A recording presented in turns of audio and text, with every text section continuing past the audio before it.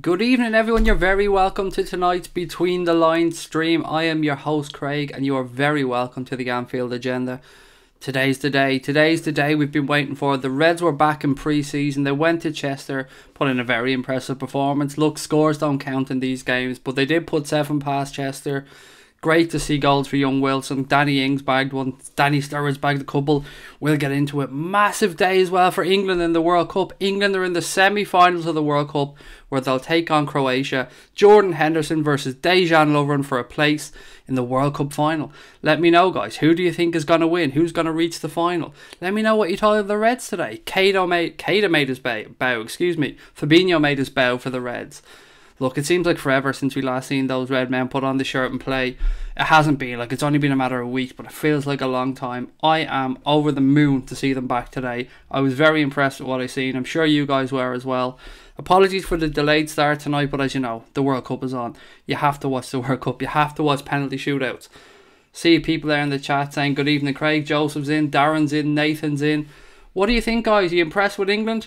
Surely, even if you're not overly impressed with England or you're a little bit worried, seeing Croatia go to 2 penalty shootouts, play 2 lots of 120 minutes in a row in the last 2 games, that must make you guys happy. I mean, they're going to have tired legs going into that semi-final. As that game goes on, Croatia are going to tire surely, and it can only be good news for England. But look, we're here to talk about the Reds. I'm sure we'll touch on England as the stream goes along. Joseph straight in, he said Naby looks like an absolute beast. I've been waiting a long time, Joseph, to see Naby Keita put on that number 8 shirt, run out for the Reds. He did look very impressive today. He looked very lively. Owen says, hi Craig, buddy. All gone, looking burnt, mate. I'm not actually too bad, to be fair. Owen, I'm not too bad at all. Probably looks a little bit, I'd say brown. I might treat myself and say I'm a little bit brown. Darren says, football's coming home. Come on, England. What a chance. What a chance, Darren. I mean, obviously I'm Irish, so I'm not going to get in here and start bigging up England, but credit where it's due. The guys are in the semi-final. They have a great chance against Croatia to get to the final. That England team to get to a final. Who would have thought? Well done to everybody. Dejan Lovren versus Jordan Henderson. Who's going to get there? Let me know what you think. Gillian says, yes, I called again tonight. Well, I couldn't watch the game. Ears perked to find out loads about what I missed. Good evening, by the way, and good evening to you, Gillian. Great to have you on the stream again with us tonight. Paul is in, Ricky's in, Owen's in. Guys, what did you think? What did you think of that Liverpool performance today? Obviously, Klopp put out 2 different lots of teams for 45 minutes aside. I mean, look, we have to have a little chat about Harry Wilson, don't we? We have to have a little chat about Harry Wilson.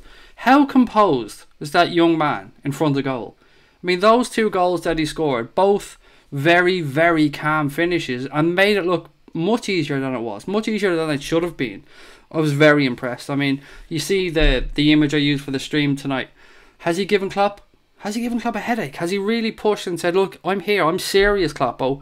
I want a place in this Liverpool squad going into the new season. Let me know what you think. There's somebody I was saying today. Nathan says, how class is Jordan Pickford? Look, he's an Everton goalkeeper, so it pains me to say this, but in our WhatsApp group, I said earlier on, I watched Jordan Pickford very, very closely over the last couple of games. The guy's footwork is immense. I will say that for him. Jordan Pickford's footwork. I mean, obviously he has to be good on his feet. I mean, he's a smaller goalkeeper, but his footwork is unbelievable. I mean, he is in the right position almost every time he's called upon. So yeah, he's a very good goalkeeper. He's been mightily impressive for that England team. Although that England team in general have been mightily impressive. People thought they were going to really struggle against that Swedish team today. And in all honesty, I don't think England got out of 3rd gear. I think if England needed to, they had another couple of goals in them. They could have steamrolled that team, but they were doing the right thing. They were being professional. They were taking no chances, putting themselves under no strain. They understand this is tournament football. It's a little bit different. Joseph says, what about Moreno as captain? Look, I think sometimes Klopp just does this with experience, doesn't he? Whoever's the most experienced person out there in a particular time in each half gets the captain's armband. I wouldn't read too much into it. Thomas Boland says, what's the update on the first pre-season game? Didn't get to see it.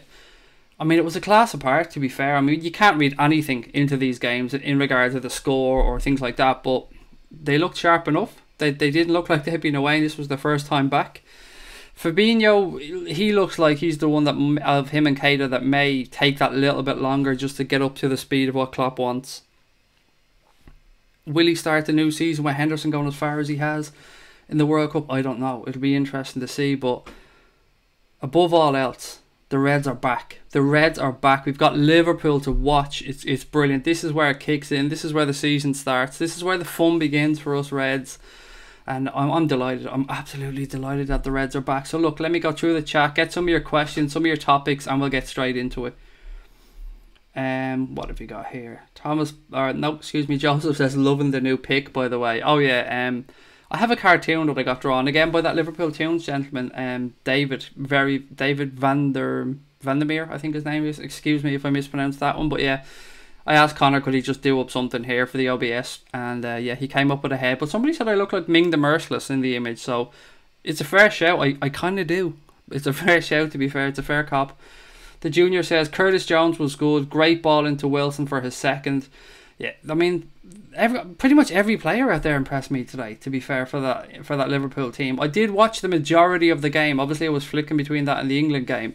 I had two screens open, actually, to be fair, but I was very impressed. They looked very, very sharp. Cameron says, was Fabinho any good? I was watching the England game. He looked assured, but he did make a few little niggly errors. He didn't look up to speed, Cameron. I think it's probably the best way of saying it with Fabinho.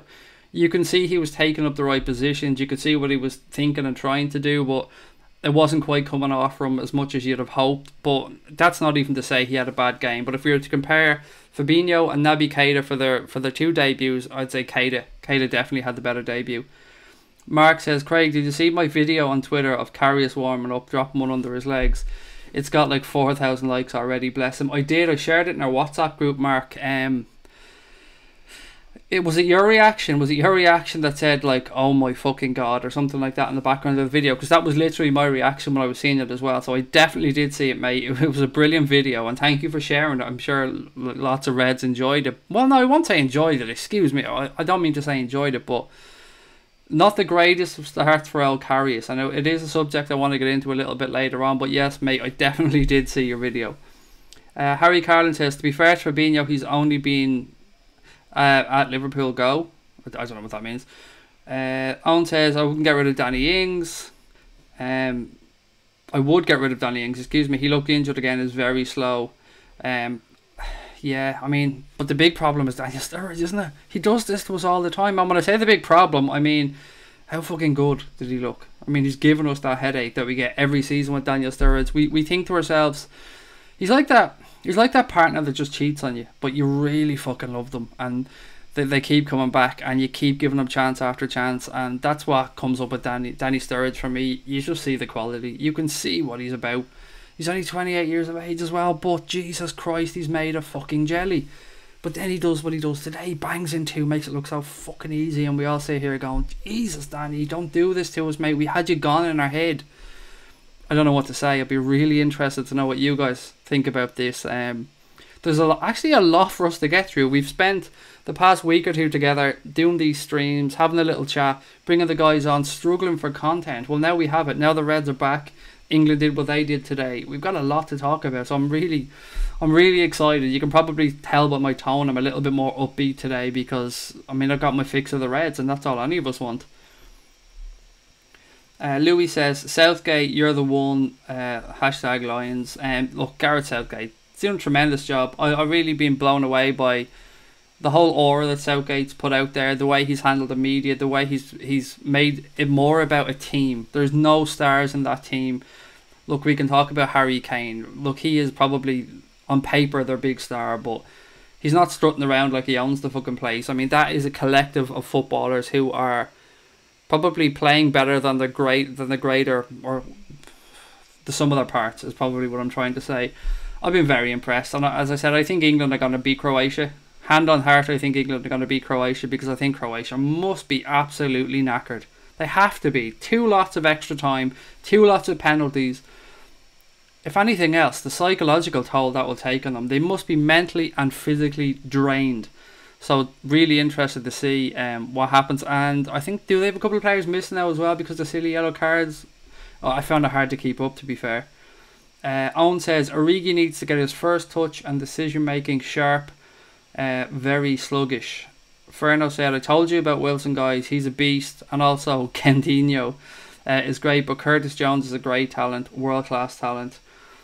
the youngsters really did impress today. I mean, hand on heart, they really did. They stepped up and they've given Klopp a headache. And this is brilliant because we've had these conversations between us about what we should do with the youngsters. Who should we keep? Who should we move out on loan?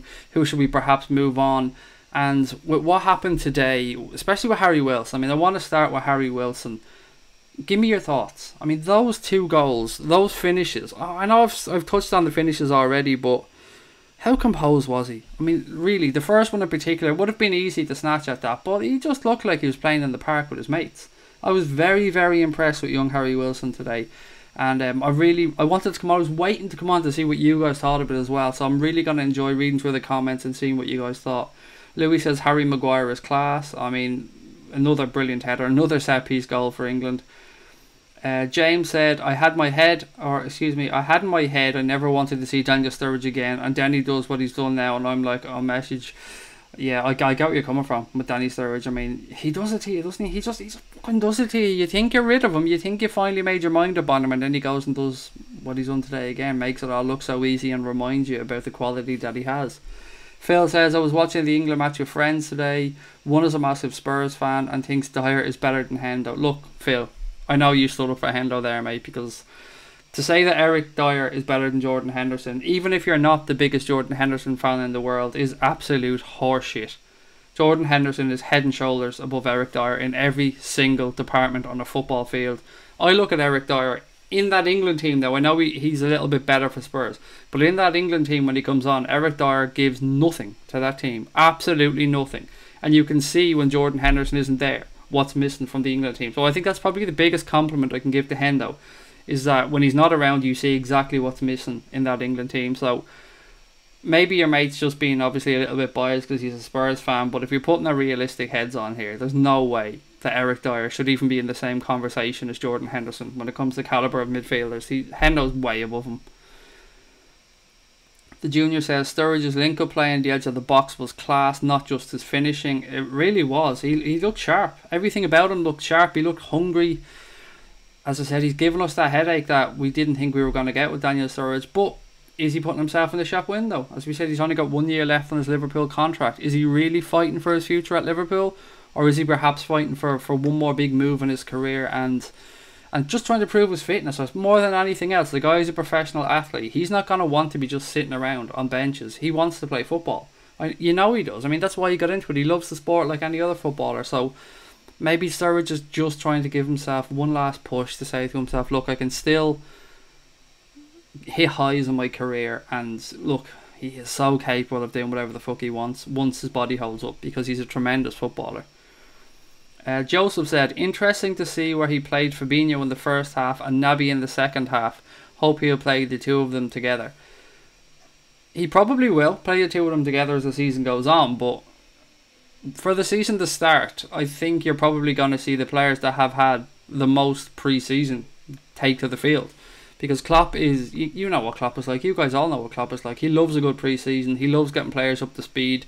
The players that are coming back from the World Cup, the latter part of the World Cup, which now includes Jordan Henderson and Trent Alexander-Arnold, they may take a little bit longer to get into that first team once the season starts because of their holiday time, obviously because of getting up to speed, not because of anything to do with the calibre of the players or that they don't deserve a spot. It's just that Klopp likes to get a full pre-season under, and he doesn't usually introduce people till he feels they're fully caught up and fully up to speed.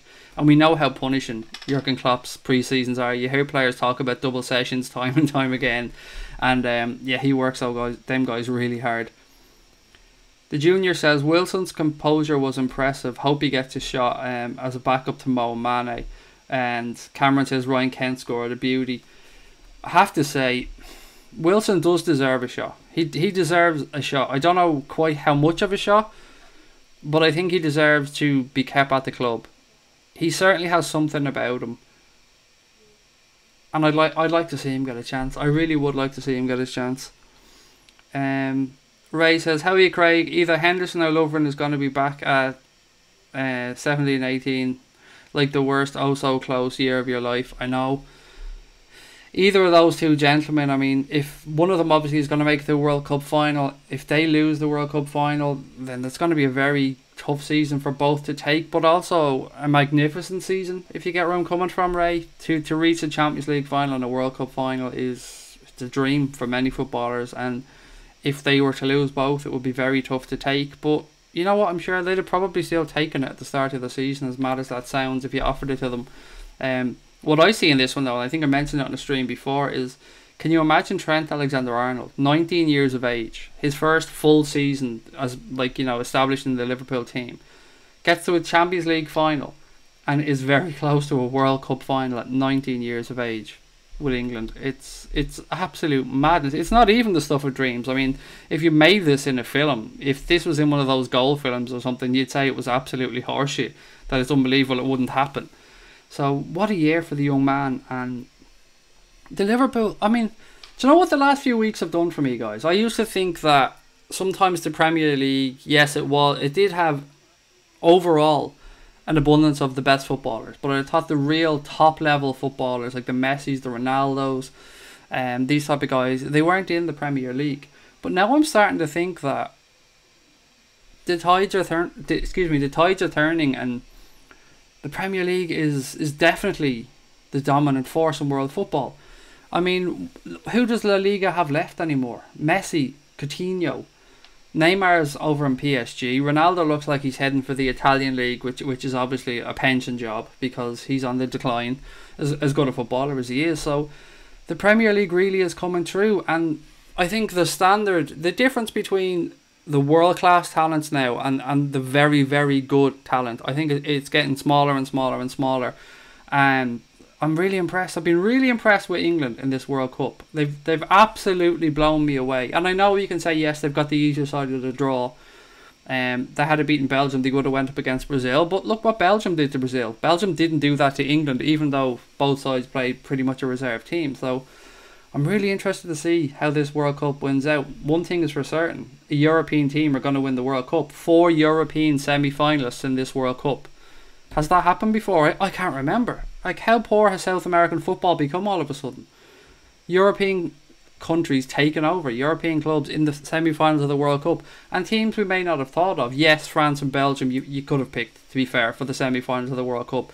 Croatia and England were very much dark horses, so what a World Cup. What a World Cup. But I want to get back to Liverpool. I know I've gone off on a tangent here.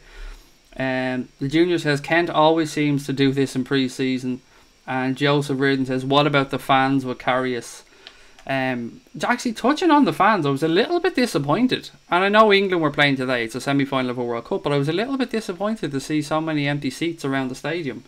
Did anybody else notice that? Or did that pass through anybody else's mind? Or was it just me being a picky fucker? But yeah, it was nice to see him got a good reception. But it'll be interesting to see what he gets at Anfield when it matters. And look, we will no doubt get into Karius and the goalkeeper situation as this stream progresses, because we always do. There's always a little Fekir section. There's always a goalkeeper section. The Junior says, where else he said it? Henderson and Kane have been England's best performers.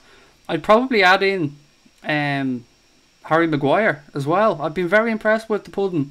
Not just obviously his goal scoring with his massive head, but carrying the ball out of defence. He's looked Franz Beckenbauerish at times, almost stepping out of defence with the ball and trying to start moves. But I agree overall. Kane, Henderson, Harry Maguire, and Jordan Pickford is doing very well as well. He's certainly played a part in this World Cup for England. Phil says, I agree, Craig. I will. Yeah, I think I was 90. I get where you're coming from. I mean, there's no way Hendo should be compared with Eric Dyer. Like, Dyer is a level below, without a shadow of a doubt. Louis says, Jordan Henderson played amazing. Threw a ball to Sterling, and of course Sterling missed the one-on-one.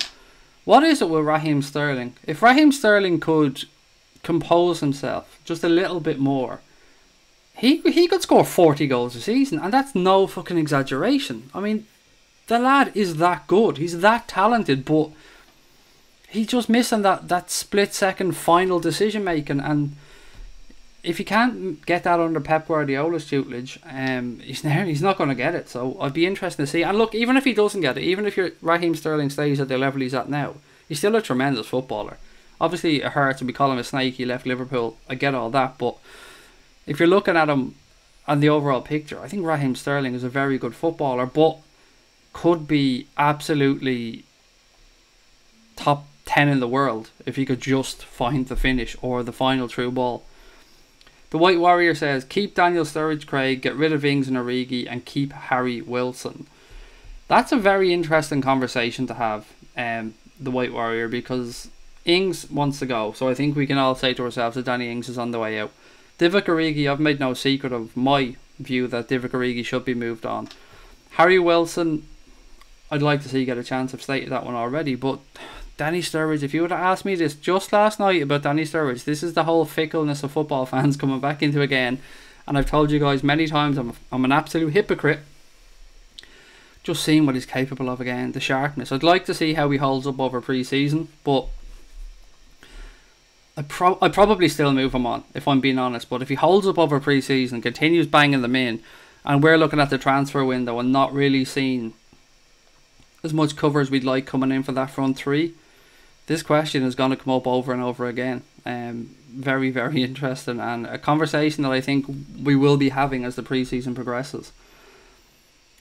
Luke says, did you see Liverpool's new sponsor, Diet Chav? Well, I didn't want to make that announcement on the stream. I mean, I wanted to let you guys figure that one out for yourself. You gotta love your Diet Chav. Enjoy your Diet Chav. Enjoy it responsibly, though.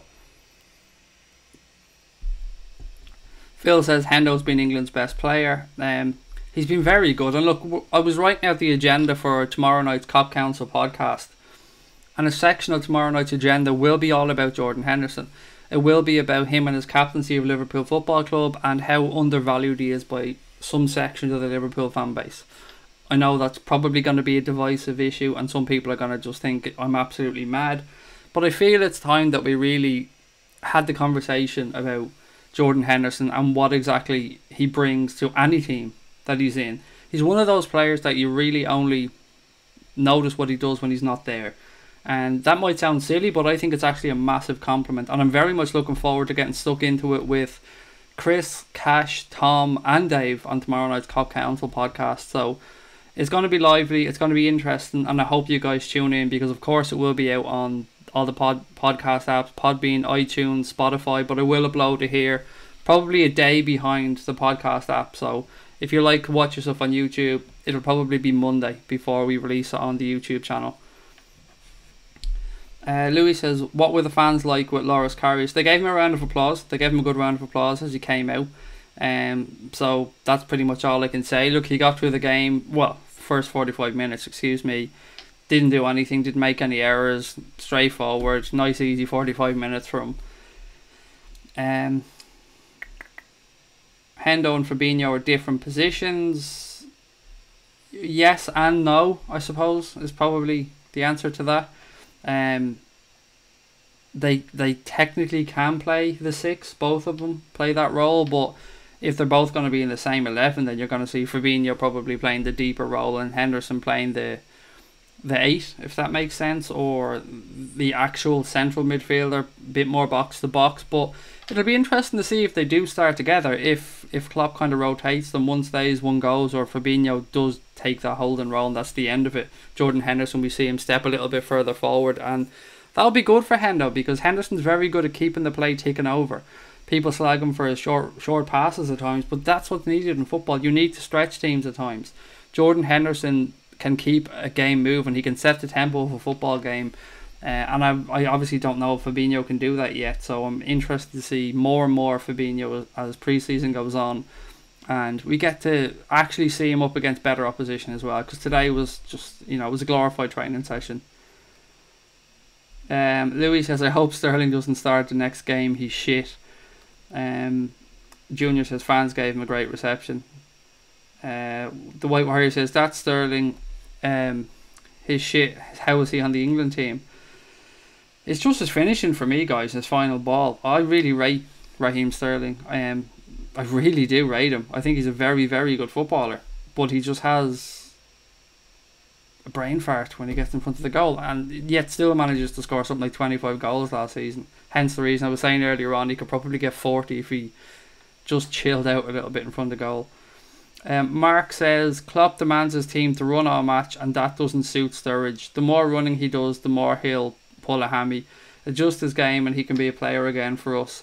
Well, the formation is something actually that I've seen a lot of people ask about. It's a topic that people want us to talk about more and more, and I wanted to give this team a few games in pre-season before we start having the conversation about formations, because it's only fair to see more and more players introduced and Klopp finally settle on what style he's looking to play and on what possible formation he's looking to play. But it is definitely a conversation that we're going to have. James says he wants to see a 4-2-3-1 formation to get the best on the pitch. Who are you having in that one, James? I'll be interested to know what you're thinking there. Are you thinking that you're going to have Firmino as that one, or do you think maybe we're going to see Mo Salah playing more through the centre next season with Firmino a little bit deeper? Luke says I don't see Hendo as a centre CDM. Why? I don't know. I think Henderson can play every position, by the way, Luke, across the midfield. So for me, he's just a very versatile footballer, which is one of the things Jurgen Klopp likes most about him. But I wouldn't certainly call him a defensive midfielder through and through, but he can play anywhere in the midfield trio for me. But it is nice to see somebody like Fabinho to come in and play the 6 role. Somebody who started in a defensive position at right back, can play in centre midfield, can play deeper in centre midfield. It is what we need, I think. We need somebody to shield the defence at times and to allow the forward players to do what they do, because you need to have that shield behind them to allow those guys to express themselves and to be as manic and as crazy as they are at times. The White Warrior says, get rid of Ben Woodburn out on loan. Looks overweight and slow, Craig. He's a very interesting player, Ben Woodburn. I mean, I was expecting more of him last season, to see more of him. Obviously, he had some injury issues, but you're probably right. You're probably going to see Ben Woodburn go out on loan because he's not going to get the time at Liverpool. If he doesn't make the same impression that the likes of Wilson and Kent and stuff are going to make, then you probably will see him go out on loan. Now, he has signed a contract with Liverpool, I think, till 2022, so we're under no pressure with Ben Woodburn to worry about losing the guy or anything like that. So a loan move may be a good idea for him. Again, though, it's just got to be the right move, hasn't it? It's got to be to the right calibre of team. I wouldn't like to see him go somewhere like Rangers. I just don't think it would be the right type of move for him. Joseph says, still not feeling Hendo. And that's okay, buddy. We all look at football differently. You're not slagging him off. You're not on here calling Hendo a cunt or saying he's shit, or, you know, that's fine. We all have opinions. Once we come on here, talk about it like adults, talk about it rationally, then of course we'll all disagree from time to time, but that's part of the joy of it. David says, good evening lads, just logged on, what have I missed? Not too much, David, to be honest, mate. We're just really getting going, just touching on the friendly today, obviously against Chester, a little bit of talk around the England team. Yeah, so just getting going, buddy, but welcome. Thank you for joining the chat. As always, guys, you know I'm going to say this, but if you're enjoying the stream, give us a thumbs up. If you haven't already subscribed, please do so. If you haven't yet tasted the beautiful beverage that is Diet Chav, then go to your local shops and ask for it. They'll have no fucking clue what you're talking about, but go and ask for it anyway. The Junior thinks that Woodburn just looked bigger and not overweight. I mean, the guy, he's going to fill out a little bit as well, isn't he? I mean, he's still, what is he, 17 years of age now? At times, players, especially with lads, it's a little bit different, isn't it? I mean, sometimes lads don't really fill out until they're 19, 20, 21 at times. So maybe as the Junior says, maybe he's just starting to fill out a little bit, and maybe it wasn't weight. Luke says, why sell Kent and Chiravella? And Chiravella, how did you guys find him today, by the way? I mean, it was tough to keep track because we had two separate teams. I was kind of only watching specific players, if I'm being honest, because I had half an eye on the England game as well. So I couldn't give this game my full focus. But, I mean, I keep coming back to it. But Wilson for me stole the show. The composure he showed for those 2 goals was absolutely immense. Lubac says, Vidra has looked solid alongside Lovren and Subasic in goal. Did anybody else hold their breath when, I think it was an extra time, Lovren gave away a silly pass and the Russian guy looked for the penalty, and look, it was never a penalty. He completely fell over on his own. Lovren didn't fucking touch him, but I held my breath because I didn't want to see him be the reason why Croatia went out. DZB is in from Glasgow again. Good evening, sir. I hope you're enjoying your Saturday. Louis says he doesn't rate Vida. And nor do I, to be fair. I mean, I've seen him play actual football, like not national football, and he's never impressed me. But some players just step it up for the country, and when Croatia needed him tonight, he was there. He scored the header for them in extra time. Look, it wasn't the winner, unfortunately, but they did go through. And I think for this Croatia team, he certainly stepped up. Modric, though, how good is Luka Modric? I mean, I don't know where you guys are watching, but in Ireland here, they were singing the praises of Luka Modric time and time again. Brian Kerr, who was doing the commentary for RTE over here, he thinks he's probably the best player left in the tournament, and I find it hard to disagree. He gave a masterclass once again in midfield play. Johnny says, please sign Maguire. I think we missed that boat, to be fair, Johnny. And I don't know as well, do you think Maguire would suit our style of play? I often wonder that with some players. He does look very, very good in that England setup. I mean, it was a great call to play him instead of Gary Cahill, but I don't know, would he suit our setup? It's a tough one, because I've no doubt that, I mean, I've been on record before saying that I didn't think Harry Maguire, when he was developing, was going to become that good of a footballer, and I'm completely wrong, because he's completely shown me up. He's been a very good footballer. I mean, he's developed at Leicester very well. He's been immense under Gareth Southgate in this England team. He's cemented his place. But I don't know, I just don't know if he would suit the Liverpool team. Has he got the pace to play in our back four? Because we do need pace with the way we play. And I'm not saying Dejan Lovren is the fastest centre-back in the world, but he's not the slowest either. The junior says, Modric player of the tournament so far. For me, absolutely. I think absolutely. Specifically, the players still left in the tournament, I think yes. He'd have to win, what is it, the Golden Ball? Is that what it's called to give it to the player of the tournament? For me, it has to be. It has to be Modric. Evan Guest says, Julian Brandt to Liverpool, rumours as a Fekir alternative. I don't like him, can't believe it. He can get more minutes for Germany. I think of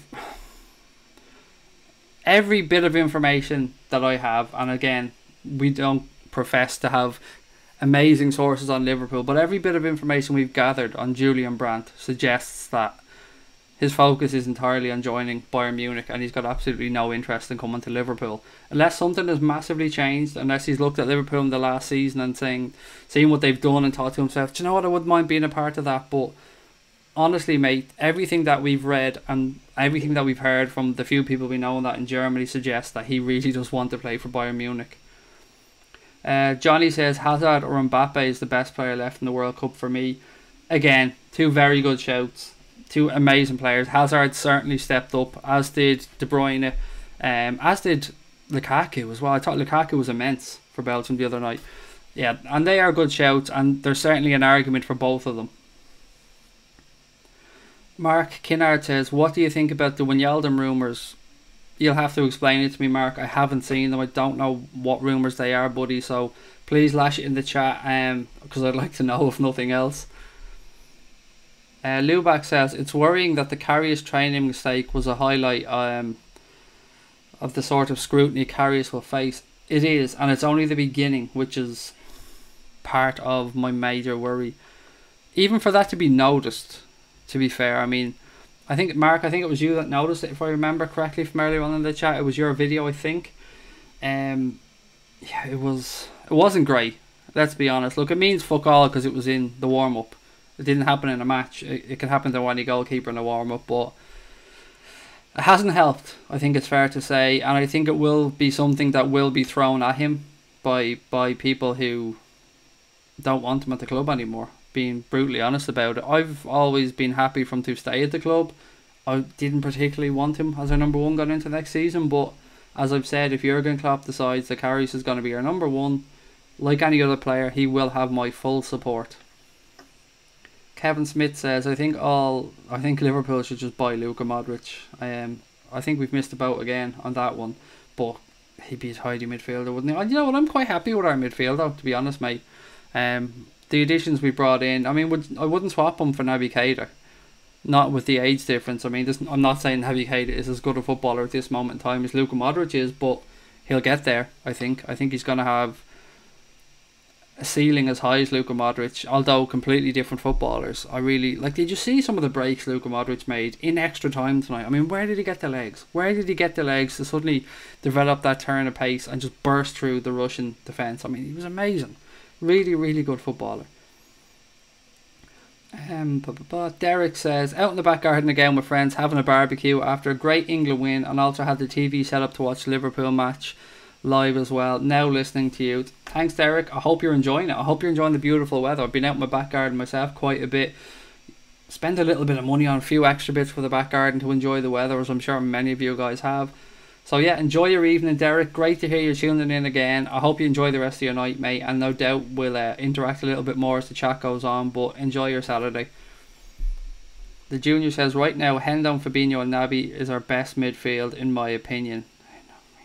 Right now, as things stand, yes, I would go with them three.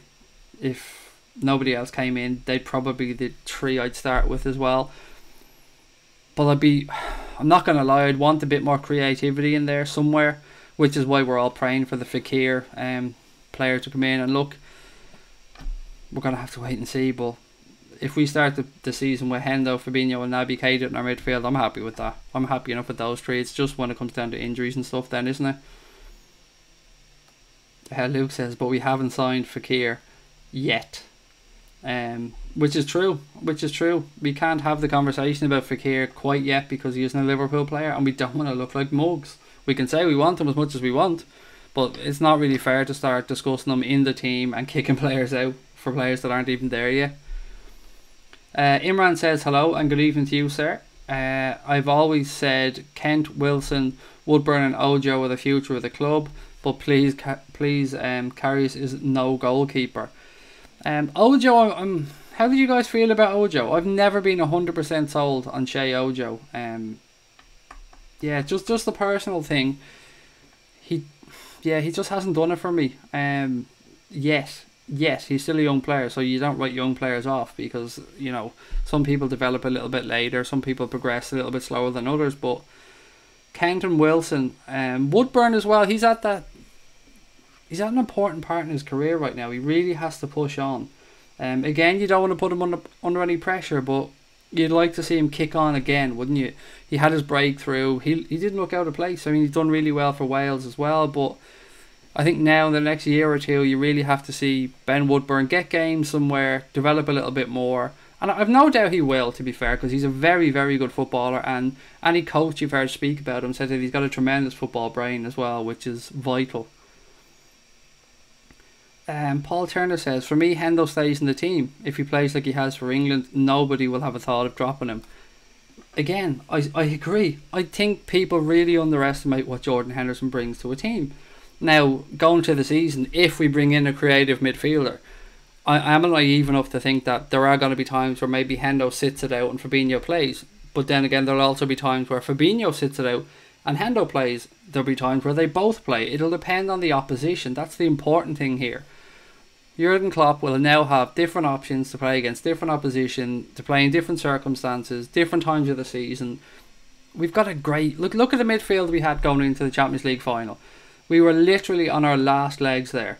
We were bringing on Adam Lallana when Mo got injured. And look, with the best of intentions, Lallana just hadn't got the fitness. He hadn't got the time in his legs. So if we had had the options that we now have in that midfield in the Champions League final, who knows what might have happened. Sarah is in. Good evening, Sarah. Lovely to see you again. Thank you for joining us, mate.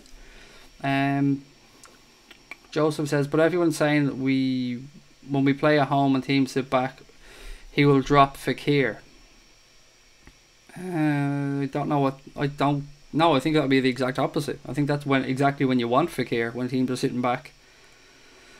Julian Brandt looks like a mammy's boy, says Luback. He's got a fucking head that just annoys me. Again, and you've often heard me say that about heads. I don't know what it is about me and heads. I've said that I've called Harry Maguire a pudding. I've told you that I don't like Mignolet's head. But Julian Brandt just has a smug looking face, I think. And I'm not the only one that's mentioned that, thank God. Because I'm starting to get a little bit worried about my views of people's heads. But I've seen a lot of people say the same thing, that he has a Manchester United looking head, if that makes any sense. Johnny says Sterling still can't shoot. If he could finish, he'd be some player. And he would. He really would. I mean, what do you guys think, by the way, about Raheem Sterling and Liverpool selling him for 50 million quid? Do you think it was the right move? Do you think he's kicked on enough to justify the 50 million? Do you think Liverpool look there and think, shit, he really is the one that got away? Because his numbers have been pretty good. He's obviously playing in a Manchester City team that just won the Premier League, but I'd love to know what you think. I'd love to know, do you think we brought in players that have filled that void when Sterling left? Obviously, you're looking at Mo, you're looking at Firmino, you're looking at Mane. Did everybody else see Mane's comments around the Madrid situation? They're going to get blown out of all proportion. Of course they are. I actually have them on my phone, so I'm going to read them out to you, just in case people don't know what I'm talking about. So bear with me here, guys. Where is it? No. Do I have them on my phone? Maybe I didn't actually save them. Sorry. I didn't save them. Basically, he was saying that he's a Liverpool player, Real Madrid are a really good club, yada, yada, yada. Nothing to suggest he wanted to leave or anything. But again, I think it's just him putting it out there, saying to Liverpool, hurry the fuck up, give me my new contract offer, put it on the table for me, let me get it signed, and let me carry on with my Liverpool career. But I don't like Liverpool players saying anybody else is a good team. That's just how pig-headed I am. But I've seen some people blow it out of all proportion and say that, you know, oh look, he's angling for a move, yada yada yada. I don't think he is. I think he just wants that contract that he rightly deserves. The White Warrior says, Craig, the attacking midfielder roles today were poor. We were playing over the top balls today, which is not us. Badly need Fekir alternatives quickly. You say it's not us, mate, but think back to the first half hour against Roma. That's precisely the tactic we played to stop Roma playing a high press against us. We tried to pin them back in, and when you have centre backs like Virgil van Dijk and you have players like Jordan Henderson who can easily ping a 40-50 yard diagonal, sometimes balls over the top is a tactic, and it is an underutilised tactic, and something that Klopp has turned to. So I wouldn't say it wasn't us, I would just say it's not our go-to a lot of the time.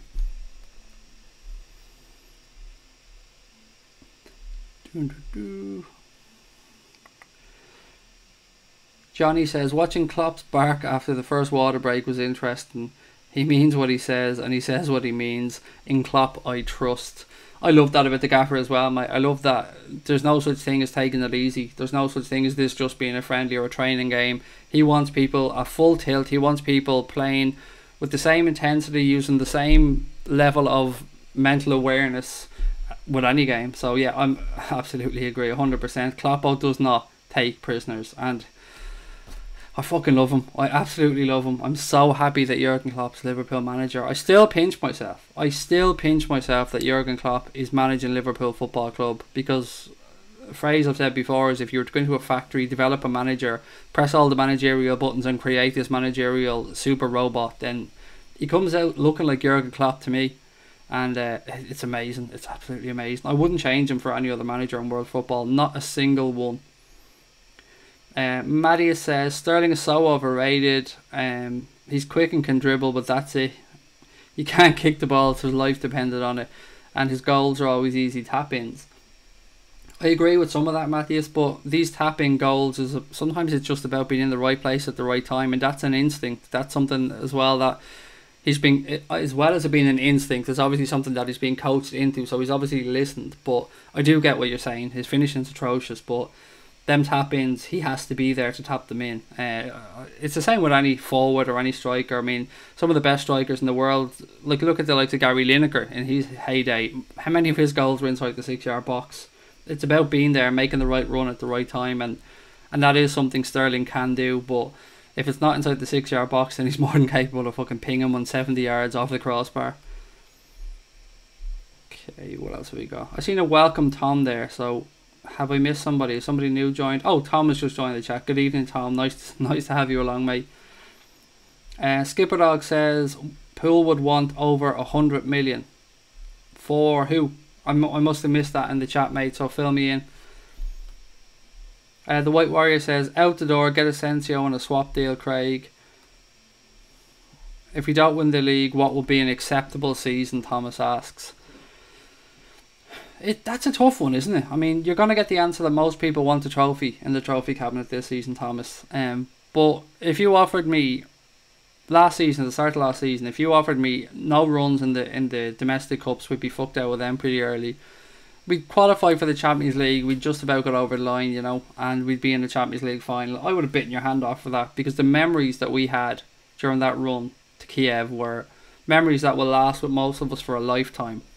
So this season, it's always nice to get to a final. You'd like to get a trophy in the cabinet, but obviously we have to close the gap on Manchester City. So if we don't win the league this season, I certainly like to see us be in and around the argument come March, April, and get a little bit further in the cups, obviously. And look, no one's going to say we don't want to put a trophy in a cabinet, and you have to go into every season looking to win the 4 trophies that are available to play for. So for me, what would be a good season this season? I would probably have to adjust that as the window progresses and we see who actually comes in. But if we're going off with what we have now, close the gap on Manchester City to within 10 points at least, obviously trying to win the league. I'd like to see us win a domestic cup, but I wouldn't lose my head if we didn't. And of course, I'd like to see another good run in the Champions League, and to establish ourselves as a team that nobody wants to fucking play in Europe, because a lot of people will have stood up and took notice after that Liverpool season last season. So more of the same, I suppose, is probably a good way of saying it. Imran says Liverpool have better players than Sterling, Mane, Salah, Kent, Ojo, Wilson and Brewster. Mark Kinnard says, what about Owless's comments today? That guy is really pissing me off. Again, Mark, you're going to have to fill me in, buddy. I haven't had time to get on social media much today. Between the 2 games, family stuff, getting set up and ready for tonight, writing the agenda for tomorrow night's podcast, mate, I haven't had a chance. So, again, hit me up, let me know in the chat what was said by Johnny Cuntylux today. Kevin says that Sterling isn't worth the money that we got for him. 50 million at that time was a very tidy amount of money, to be fair. James Doherty said Rafa always used to take players off on a hat-trick. He did. He absolutely did do that, James, and I'd say it drove many a player absolutely demented. Lubac says the Ox will need 2 or 3 months to find his form, so he might be out of the starting 11 for some time. He will, but you can look at that, if you look at that from a positive sense, if he comes back, say end of October, start November, gets his fitness up, gets a couple of minutes under his belt, gets ready for the Christmas period, starts to play a little bit more, maybe starts playing more and more as a starter in and around the Christmas period, you're getting a player back, maybe hitting full fitness, and this is barring obviously an injury, and it's not unusual for players coming back from a long time out to pick up little niggly injuries on the return, so we'd have to allow for that as well. But can you imagine if he hits form, or he hits full speed in January for the run-in for the season? We have an Alex Oxlade-Chamberlain with 100% in the tank for the run-in. That would be a very, very useful addition to the squad. And I imagine he'll feature massively in the second half of the season. Louis says Outlast is pissing me off too. Imran says Klopp, please, Oblak, Fekir, Moses plus a central defender. There's so much love for this Moses Simon guy from people, and do we honestly know that much about him? I mean, if we hadn't have seen the links in the newspapers, would we be talking about Moses Simon that much? I often wonder that. And I often wonder who comes up with these stories as well. But look, we know Liverpool have definitely scouted Moses Simon. Whether it was this summer, we don't know, but they've certainly scouted him because we were linked with him when he signed for Ghent. So yeah, he's certainly a player we've been keeping tracks on. Sniper Jewel says I can't see Dybala leaving his current club at this stage.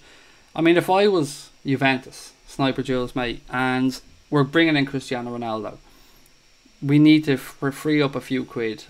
You look at the squad, it makes much more sense for them to move on Higuain, doesn't it? An aging Higuain who, although they won't get the same money that they'd get for Dybala, he'd probably bring in a nice chunk of change and certainly help them with their finances. And it makes no sense for them to move out a player who's not even hit his peak yet, a player who's only developing and is already known all around the world. So I'd be amazed if Juventus move out Paulo Dybala this summer. I'd welcome him at Liverpool with open arms. I mean, I'd fucking drive to Turin and give him a lift back if he wanted it, but yeah, it makes more sense for them to sell Higuain, and that's what I believe is going to happen more. And you've seen stories linking Higuain with Chelsea. You've seen a few stories linking him with a move away from Juve anyway this summer. James Doherty says, would rather we get Brandt over Fekir or Dybala. Wow. That's a bold statement, buddy. Interesting. And of course it's all about opinions. On those three, I'm having Dybala every day of the week over Fekir or Brandt. Just my opinion.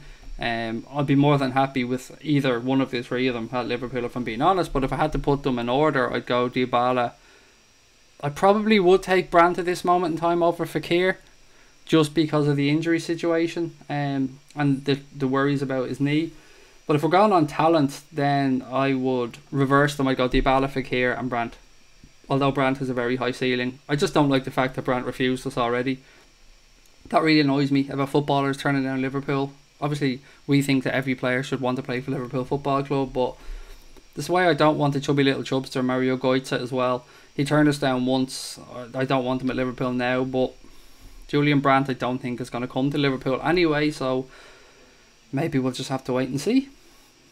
But three very good players, James, don't get me wrong. Brandt, Fekir and Dybala. I mean, imagine those three as an attacking trio coming at you as well, with a real centre forward in front of them.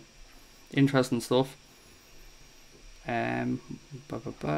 Jesus, you've changed a little bit, Imran. You've gone Oblak, Trent, Virgil, Alderweireld, Robertson, Fabinho, Keita, Fekir, Mane, Salah and Firmino. A little change in your system. Luke says, Kaiser, why do you hate Hendo so much?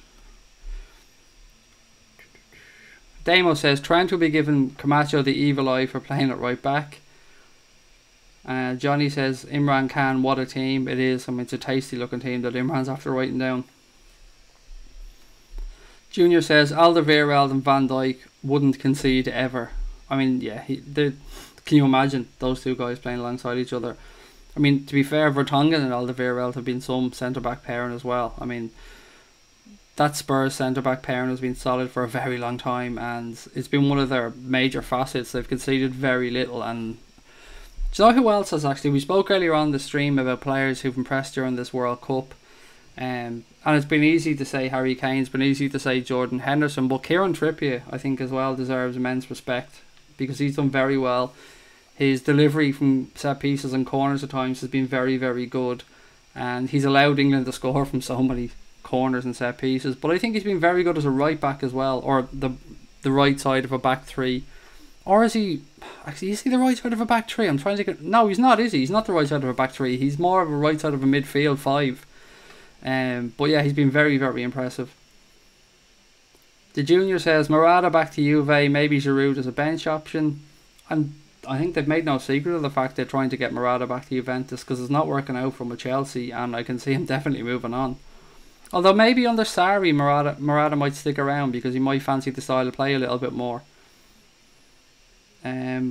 Joseph said he's a great workhorse and you don't get much praise in that role, but I can remember 2-3 times maybe when he actually done something positive. Stevie G to Hendo was a big difference. I don't think it's fair though, Joseph, to compare them two players. You're comparing players that don't really play the same way, so it's a bit unfair just to tag Jordan Henderson with the Stevie G stick or whatever, because he's Jordan Henderson. He's a different footballer. You've got to look at him differently. Anybody as a Stevie drop off the Stevie G will be huge. So fair play to Hendo. I think he's done more than I thought during the start of his Liverpool career. I think he's become more of an important facet to that team than I would have thought. Like, I mean, when we think back to the time we were trying to bring in the American guy Clint Dempsey, how many of us at that time were thinking, well, that's probably fair? Be honest, how many of us were thinking at the time that, oh yeah, move him on, maybe bring in Clint Dempsey for Jordan Henderson, it makes sense.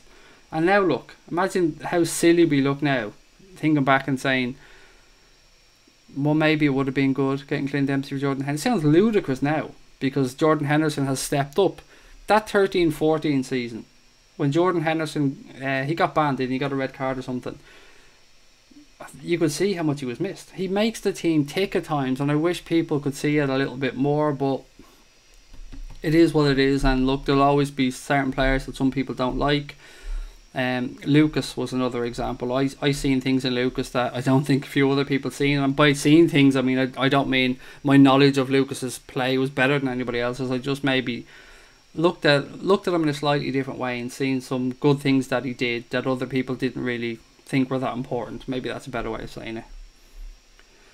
Louis says, if Aulas has a father relationship with his players, why does his players always want to leave? I suppose it's because Lyon is a stepping stone club. I mean, their place in Europe probably is at a higher level Europa League team, perhaps very lower level Champions League team. And look, Lyon, if you go back 10 years ago, Lyon were a different kettle of fish altogether. They were consistently making Champions League last 16 quarterfinals. They're just not doing that anymore. They've tailed off a little bit. They don't have the caliber of footballer that they used to have. PSG have obviously, and Monaco have spent ridiculous money over the years making a gap between the two of them, but you got to allow your players to move on. It's part of the reason why players will come into clubs like Borussia Dortmund or Lyon, or I suppose you could have said Liverpool at times, but say Southampton.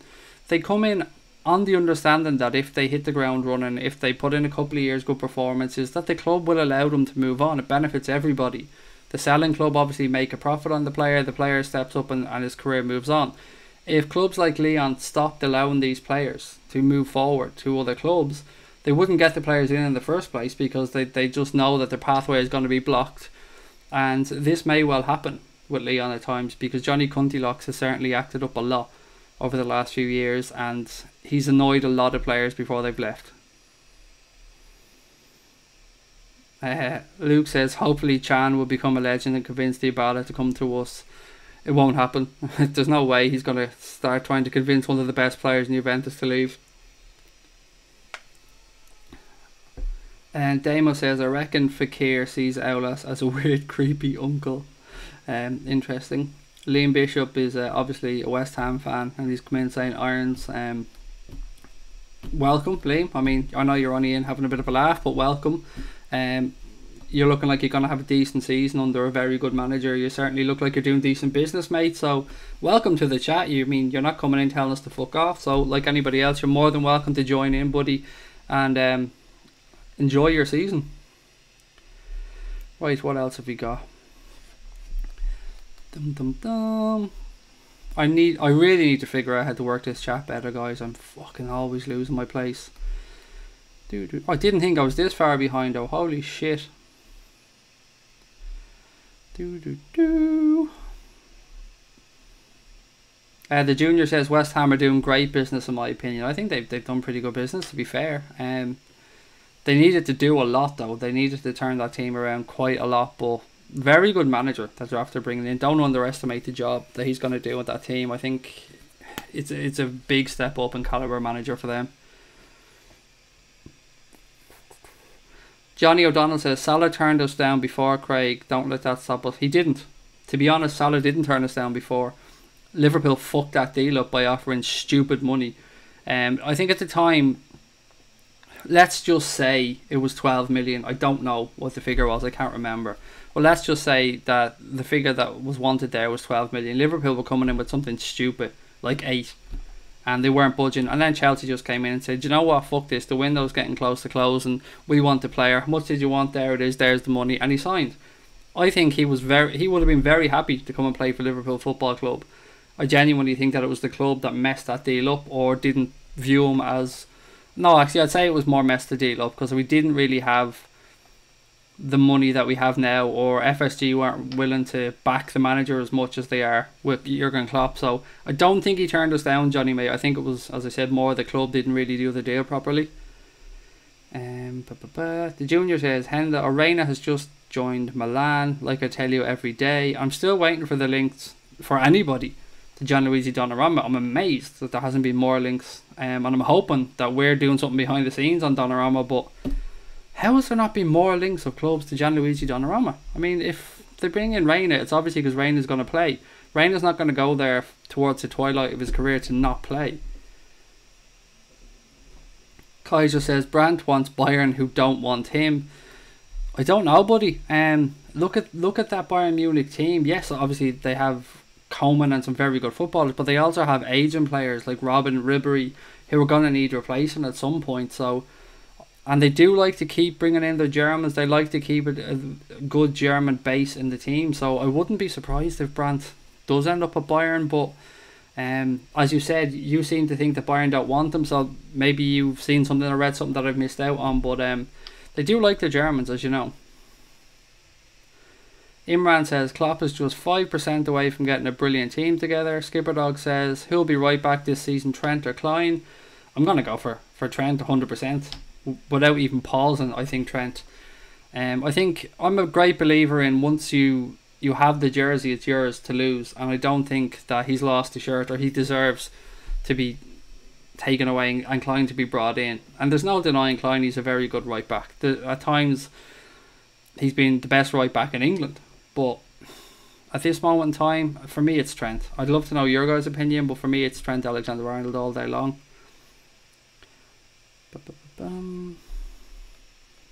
Callum says KEITA was top quality today, and he did look very sharp, to be fair. I'm so looking forward to seeing him unleashed in the Premier League. Naby Keita is the most important signing I think we've made so far in this window. Obviously we made him the last window, but I think it would take a big signing to come in. Obviously, I've said all along, a goalkeeper, top quality goalkeeper, is the most important signing we could make, but if the window closed now, then Naby Keita for me will be the big difference maker. Luke says apparently Morata for Higuain could mean Ronaldo and Morata reunite, and that would make sense, to be fair. And from the point of view of Juventus, they're moving on an aging Higuain. Obviously they're bringing in an aging Ronaldo, but he's Ronaldo, so you know that when you bring in Ronaldo to your club, it's a lot more than just the football that you're bringing in. You're bringing in sponsors, you're bringing in you're putting the eyes of the world on your football club. So it would make sense for Morata to swap with Higuain. It would be good business, to be fair. Thomas Boland says Lazio Juve game, Lucas plows through Dybala. Tell him that it's wise to sign for Liverpool. And Louis says I hope we get Leon Bailey. The Junior says is Sarri going to Chelsea still? It looks like that's going to happen this week, I think. That situation around him and Napoli was nuts. They already have a manager in there. They brought in Ancelotti, but yet somehow they still wanted 7 million quid to release Sarri, even though they were going to sack him. Nuts. It made no sense to me. But yeah, it looks like he's going to be Chelsea manager this week. Luke says, good night lads, Diet Chav, be part of the solution, not the fucking problem, and also like and subscribe. Good night Luke, mate, enjoy your Saturday buddy, and thanks for joining in the stream. The Junior says Bailey is too quick. He's ridiculously quick, isn't he? He's imagine him alongside Mo Salah and Sadio Mane running at defenders, just going in different directions. It'd be like the Red Arrows.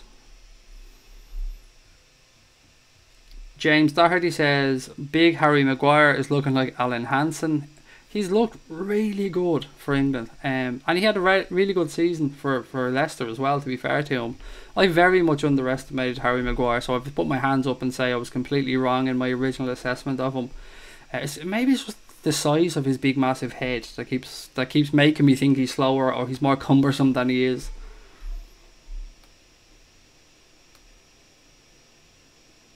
Imran Khan says Reina hasn't signed with Oblak, and Reina number 2 LFC will have that department world class. He's gone. Reina's going to AC Milan, buddy. I thought it was done, actually, to be fair, but if he hasn't, it will be done. It's been an open secret for quite a long time that that's where he's going. I think he's even gone on a free as well, if my memory serves me correct, so it's probably one of the reasons Milan can bring him in. Johnny says Emre Can was our best midfielder last season up until he got injured near the end of the season. I would have to disagree with you there and say something that I probably never thought I would say. I thought that Jimmy Milner was our best midfielder last season. Personally, Johnny, thought he had an immense season, and again, I was one person that said I didn't want to see him near our midfield, but I thought he was immense last season. Johnny says Coutinho or Dybala. That's a question there. I'd say Coutinho for me.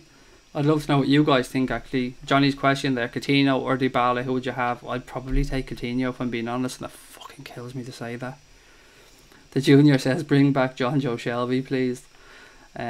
He's always going to be a legend in my eyes, just for the lip he gave Alex Ferguson after he got sent off. I just thought that was hilarious. DZB says, I see Rangers win 6-0 last night. Ah, yes, but then you see Celtic go over to Dublin and play Shamrock Rovers and they won 7-0 today. So they even beat them in that sense. They scored one more than them. Although against Shamrock Rovers, to be fair. And I wouldn't even think Shamrock Rovers put out their first side because they're still in the league campaign. Lubac says, I would much rather Pulisic or Bailey over Brandt. Well, you guys know where I stand on Christian Pulisic.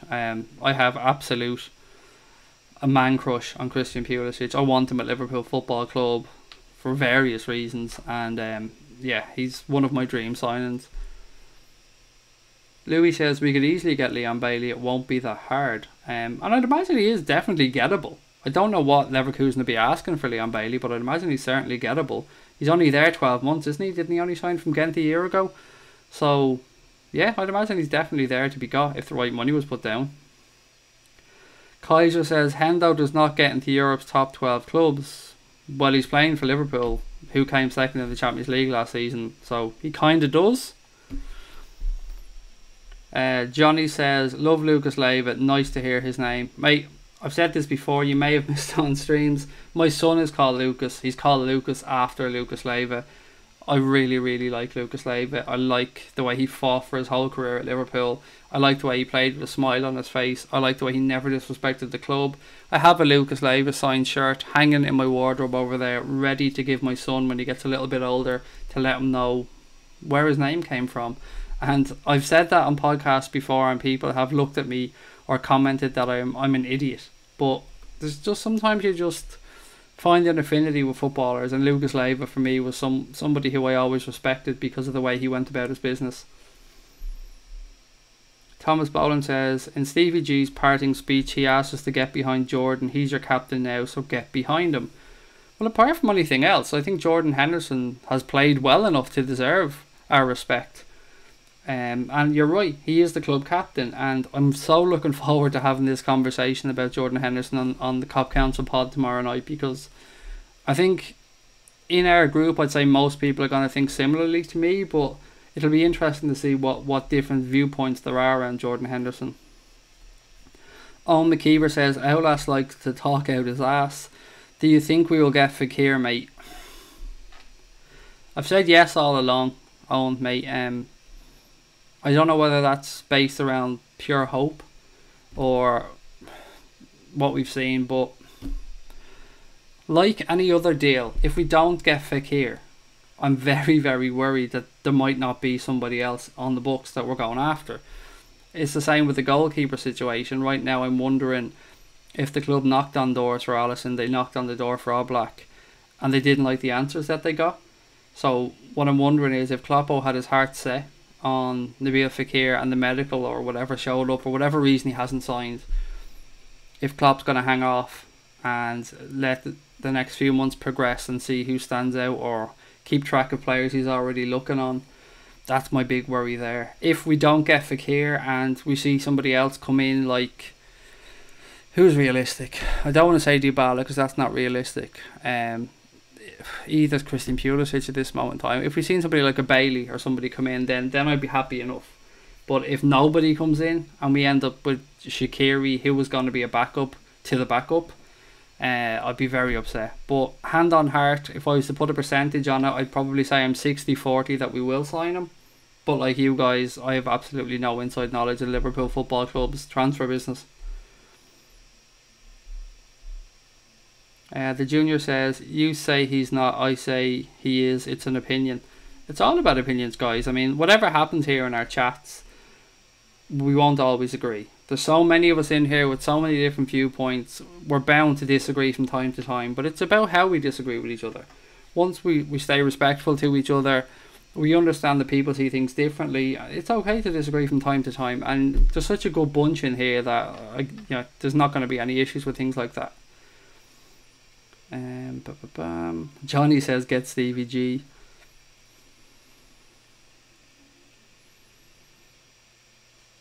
Okay, I don't know where this one's going from. Bongani Bavuma. Would be great to get Jesus Christ. I mean, we need a goalkeeper, otherwise we must give Danny Ward a chance. Either I'm reading this completely wrong, or you're trying to get Jesus Christ to be our goalkeeper. Again, if I'm reading that wrong, I apologise, mate. I don't know what Jesus is like between the sticks. I've never seen him play. I must check him out on YouTube, see if there's a few clips. Obviously, I'm only winding you up, mate. I think what you're trying to say is that we do need a keeper in, and if we don't get somebody in, then you should give Danny Ward a chance. But it doesn't look like Klopp rates Danny Ward, sadly, because he hasn't given him much of a look in. He will get some pre-season games, obviously, but I still expect Ward to move out. And if he does move out, I hope he moves out permanently. And the reason I say that is not because I don't think Danny Ward's a decent goalkeeper. It's because I think he's a very decent goalkeeper, and I think he deserves to have a career. And I don't like seeing people's careers stifled because Liverpool don't know what to do with them. Sniper Jewel says Aulas is like a snake oil salesman. I think there's a few of them around, to be fair. Sniper Jewels, mate. Yeah, there's definitely a few of them. I would love to see the medical. I'd fucking absolutely love, not that I could like have any clue what the words on the medical would be saying, but I'd love to have a chat with the medical guys, the guys who've looked at the knee, because like all of us, I'm just dying to know what's going on there. For it to be so close, so close. I can understand why people think it's done and it's going to be announced, because for it to have gone all the way through, I mean, it's happened us once before, and you're unlucky for it to happen once, but for it to happen twice with players, that would be vicious. Thomas Boland says back to goalies, Tom Heaton. 9 danka for me. With regards to Tom Heaton, I actually don't want any English goalkeepers. I don't know why. I don't know if I have something against English goalkeepers, but I just don't want any of them. DZB's heading off. Good night from Glasgow. Good evening, buddy, and enjoy your weekend. I may talk to you tomorrow, but if not, enjoy the rest of your weekend. Okay, I'm just trying to catch up to the chat. Apologies if I have missed any of your questions, by the way, guys. I genuinely am trying to go back through them and get through as many as I can. Thomas says we also fucked the Shaqiri deal when he was with FC Basel. The Junior says I'd say the Abala will be about 100 odd million. Imran says Salah never turned down Liverpool's because we were too slow. What else have we got? Lenzano would be a realistic signing, says Lubac. Junior says Bailey supports Chelsea. Do you guys hold much stock in that? Do you really think that sways players these days? Either way, that they have the support of a football club growing up and that they won't play for anybody else? Because I've often thought about it myself, and as much as we all would love to say, oh no, I support Liverpool, there's no way I'd ever go and sign for Chelsea or not. If you view it as a progress in your career, surely you would, from that point of view, because you are a professional athlete after all. So if Bailey supports Chelsea and Liverpool went in from, or Manchester United went in from, surely he'd have to view that as a step in the right direction for his career. Although, playing under Mourinho, I mean, he'd be depressed as fuck, wouldn't he? Skipperdog says Liverpool offered 8 million. I think this is for the Salah thing again. So my memory served me correct on this one for one, Skipperdog, buddy. I'm usually way off and things like that. But yeah, I remember we lowballed by a huge amount, I think like 50% or something less than they were asking for. And Chelsea just came in and paid what they wanted and just took them, and the deal was done quickly. Johnny says I kind of hope France get bounced out so we can see if a move for Liverpool is a goal for Fekir. I get you. And how do you think that semi-final is going to go?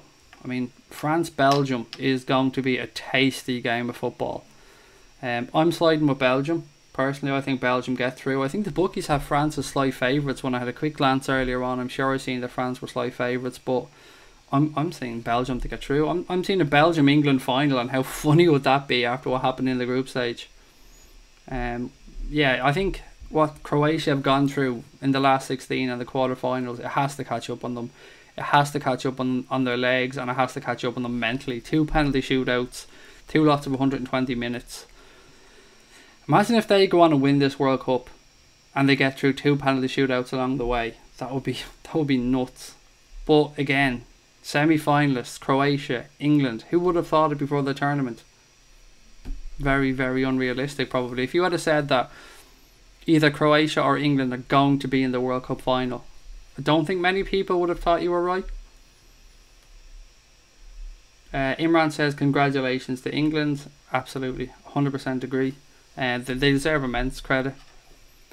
Tom Connolly says, R.I.P. William Dunlop, killed in the Skerries 100 this afternoon. That must be a bike event or something, Tom, is it? Excuse my ignorance, buddy. The Junior says, we've wanted Shaqiri for years. And Sniper Jewel says, Liverpool were too greedy last summer concerning Markovic. We could have got £10 to £12 million from. And yeah, it's probably coming back to haunt us a little bit now. We would be lucky to get anything from at this point. Having paid 20 million from, I think, originally. Walk On Through the Rain says, amazing how folks think after one pre-season match against against the Ridge, all of a sudden give Klopp a headache as a forward selections. Yeah, I think it's more that he reminded us what he can do. I mean, he just plants that tiny little seed of doubt in some of our minds, mate. We all know his body isn't going to hold up. I mean, we've had the proof. The proof's been in the pudding for the last, 3 or 4 years. But when you just see those flashes of brilliance, it makes me angrier even more that we haven't seen more of it. We didn't get to see more of Daniel Sturridge playing in a Liverpool shirt. Junior thinks Klein can still do a job at both left and right back, and I agree. He absolutely is first choice cover in both positions for me, and possibly depending on what opposition we're playing, he may well be utilised by Klopp in either position. So there's definitely a place for Klein in this team, definitely. Damo says, how many big players will be linked to and missed out on due to haggling over a few million quid? I remember lots of links to David Silva, Eden Hazard, Christian Eriksen, Willian.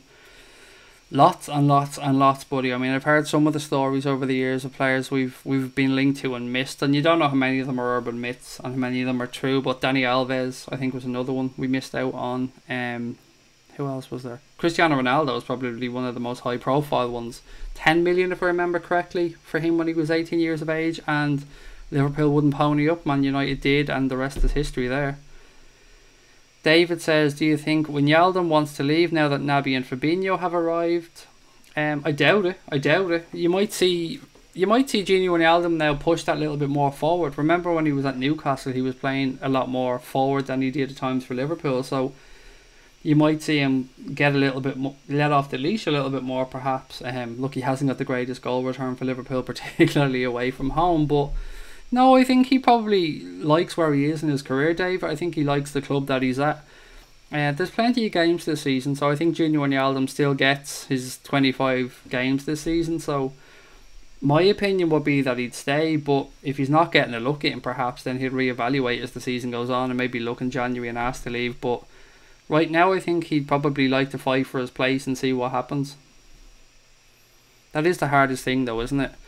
It's always hard for a manager to keep a big squad happy, but at the same time, winning squads are usually happy. So if your team is winning, your squad's winning, you're getting a few games, that can keep you quite happy and keep the team together.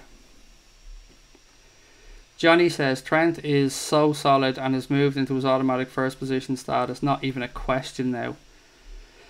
Walk On Through the Rain doesn't think Genie would leave either.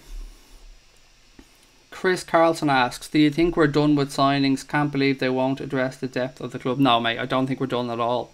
I think if we think back, right, I think we're being a little bit harsh here at times. And we were lucky we got Fabinho in nice and early. Obviously, KEITA we knew was coming. I think what might be getting to a lot of us is how close the Fekir deal was. And we could have been sitting here now looking at the World Cup knowing that we had 3 deals in the bag. If we rewind back to when the World Cup was just starting, I think most of us probably would have thought we wouldn't get much business done during the World Cup. So if we're to look now when the World Cup's still ongoing, it's probably fair to think that, okay, you can understand why it hasn't been the busiest period, but the next few weeks you're going to see things happen. I think even Klopp has kind of insinuated in his interviews and stuff that they're still looking to do some things. So I don't think we are done, Chris, mate. I think you're going to see at least 2 more coming in my humble opinion. The Junior says, I'd say Sturridge will either be loaned out or his contract will just run down. Yeah, if his contract runs down, another 120, 150 grand a week for us to do nothing with him, it's just a shame. Sarah says, just wish Markovic would go now. He's running his career down. Not good enough, as Klopp just doesn't rate him. It's a shame, isn't it? I mean, when he looked so promising when he came in. If you spoke to anybody that played with him at Benfica, they spoke very, very highly of him. I know he looks like a mix between Quentin Tarantino and Roger Federer, but yeah, you would have thought he'd progressed a little bit. I mean, he did okay at Hull, didn't he? Didn't Marco Silva want to keep him at Hull when he was there? Or am I just imagining that? But I thought he tried to push for a deal for him. And I think the club have had a few opportunities to get rid of him. And as somebody suggested earlier, maybe we've just been a little bit greedy at times. Johnny says, Sturridge should go to China for big cash. To be fair, I would. And he may well do that, because I think he's in a good position, because in China, again, to the best of my knowledge, they passed a law, or they brought in a rule in the past season or so, where any players brought into the Chinese league for a transfer fee, you have to pay the same transfer fee again as a tax, and that tax then is put into the development of Chinese players. So players like Iniesta, who again went to Japan, obviously not China, but players like Daniel Sturridge, players who've run down their contract and are getting to the twilights of their career, they're probably the type of players that the Chinese league will be looking to bring in to supplement their own players, because they're not going to be hit with that huge tax, the 100% tax. So there's no transfer fee, then they've got nothing to pay except the players' wages. The Junior says, Sarah, he's going on like his 5th loan. It just has not worked out, has it? Like, I mean, and that's what happens. The club sometimes, we say we've got to box clever at times. Liverpool have to do things a little bit differently. We have to roll the dice on players and hope that they develop into the stars that they could become. And sometimes, like Markovic, it just doesn't work out. And then you see other times like Mane, Mo Salah, obviously Andy Robertson, it does work out. So, but I think overall our hit rate's been pretty good. And of course, as well, going back and talking about Markovic, he wasn't on the Klopp's watch when he came in. The Junior says Origi wouldn't want to play in the Championship. I don't think he would either. The Junior also says Paulinho is heading back to China. After one season at Barca, he's fucking off already, is he? I don't know. I never understood what people seen in Paulinho either. He did a decent job at Barca now, but he was shocking at Spurs, and I don't see what he brings to that Brazil team either. Louis says that he hopes that Genie doesn't leave because he likes Genie, as do I, mate. I really like Genie. I mean, I just like that smile, if nothing else. He always looks like he's good to have around. Johnny says Maguire is very good, big, strong, aerial threat, and can run and play with both feet, or ball at his feet, excuse me. Johnny says, still exactly 1 month left in the window, just be patient. My gut says we have 3 moves left. What do you guys think? As I said, yeah, I think we've got at least 2 anyway. Johnny says VVD and Maguire would be an unreal partnership. Imagine having those 3 though, having VVD, Maguire and Lovren as options. That'd be very good, wouldn't it? It'd be damn good to have those 3 as options. I think I'm gonna try and scroll down through this chat because I feel like I'm miles behind. Junior says, I think Pulisic will happen in 2 or 3 years' time. I think maybe 12 months. I think he's going to give it 1 more year at Dortmund. And I just wonder, have we perhaps missed the boat on him, on us trying to move for him, but I hope not. Johnny says, which club will Big Sam perform his firefighting skills on next season? Yeah, it'll be interesting to see when clubs do start sacking their managers again after a shitty start. If they do go for the old boys brigade again, if we're going to see the Sam Allardyces, the what's that other dancing idiot's name? Alan, fucking, yeah, you guys know I'm talking about, the guy who came in and got sacked by Crystal Palace. Pardew, yeah. If you see those type of idiots get jobs again, or if perhaps they look to the younger up and coming managers and give them some jobs, because there's only so many times you can bring in the old boys brigade, isn't there? But to be fair to Fat Sam, he keeps teams up, and I can see why that's attractive to some clubs' chairman. The Junior says that Alan is training with Eintracht Frankfurt, and if he signs there and plays there, I mean that's a good level for him to be playing at. James says the Brazilian guy Bernard on a free from Shakhtar Donetsk. Reports say. I think there's been a bit of talk about that for a while. And on a free, I mean, he's a very good footballer. So on a free, it makes sense. But again, we'll just have to wait and see what happens. Kevin Smith says Lucas Leiva was and still is one of my favourite players that Liverpool have brought in from Brazil. Was he the first Brazilian to play for Liverpool Football Club, actually, Lucas Leiva? Am I right in saying that? The junior asked what reports, linking us to where is he gone? Your man from Shakhtar Donetsk. I can't even fucking remember his name at this point. Bernard.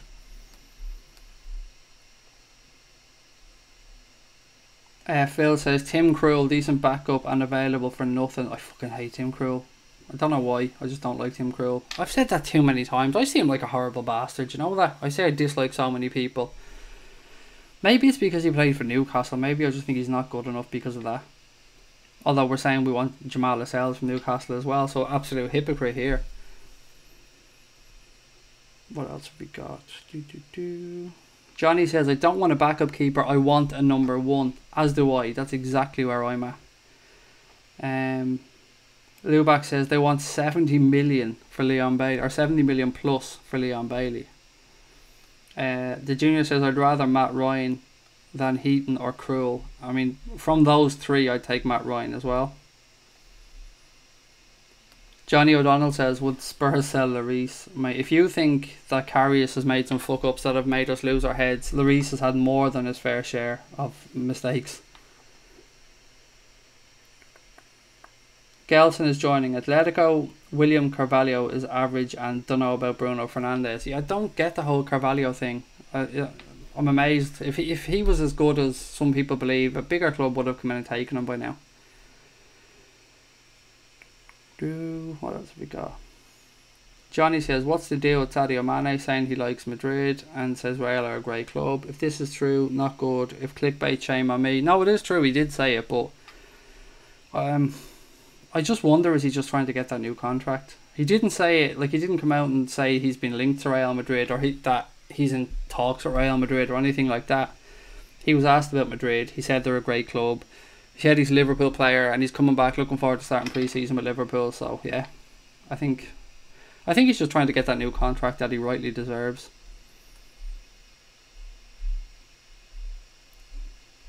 Howlas reminds me of the commissioner from the Pink Panther. Love that.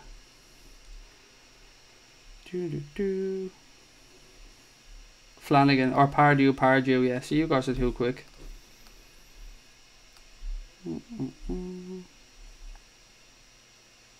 Craig, if you had to sell two players from Lallana, Henderson, or Milner and Wijnaldum, who would you sell and who would you keep?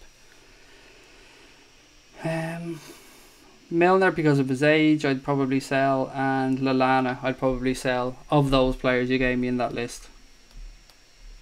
The Dewey is in. Good evening, sir. Right, guys, it is heading towards 20 to 12, so I think I'll do a few more minutes and then I will head off because it's been a long day and I've got to get ready. Big Cop Council podcast to do tomorrow, and then of course I'll be on here as soon as that finishes, but it'll be another late one. I'll say it'll be after 10 when I get on. Randy says, good evening, Craig. Would you redo the squad numbers? If so, who would get what squad number? Oh man, I'm not going through all the squad numbers, but we had a chat the other night. Trento gets 23, definitely. I'd love to see Trent with 23. Number 7, I think, should be up for grabs, although it's Jimmy Milner's at the minute. But if we brought in somebody like Fekir or Diabala or somebody like that, you'd like to see maybe them get to 7. Other than that, I'm not that fussed, to be honest, mate. Sometimes players have squad numbers because, I mean, they've got businesses and they've got, you know, contracts, they've got commitments, and they've got things in and around their numbers, they've got brands to protect and stuff. So I'm old school though. I just like players to just have 1 to 11 every match. No, we had Cavalieri, the goalkeeper, and Aurelio. Did Aurelio come in before Lucas though? I'm sure Lucas came in before Aurelio. Cavalieri, I remember alright, but I'm sure didn't Lucas come in before Aurelio, or am I losing the plot?